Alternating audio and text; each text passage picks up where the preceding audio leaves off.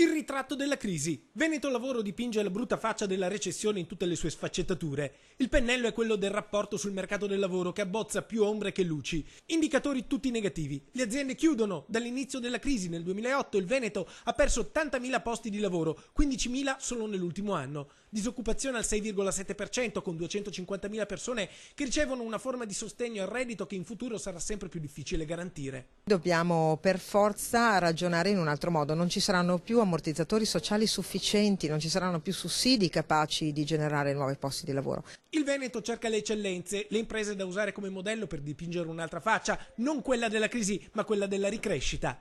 Ci sono dei modelli che funzionano e bisogna analizzarli e la Regione ha il compito da una parte di semplificare la vita alle imprese.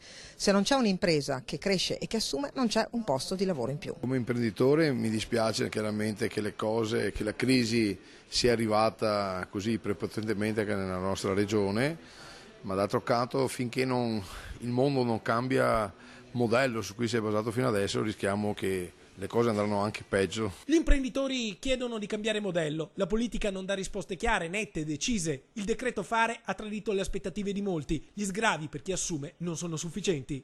Se non si creano le condizioni di un nuovo sviluppo, qualche sussidio può sì far assumere qualche centinaio di migliaia di lavoratori, ma è un fuoco che si spegne facilmente e subito.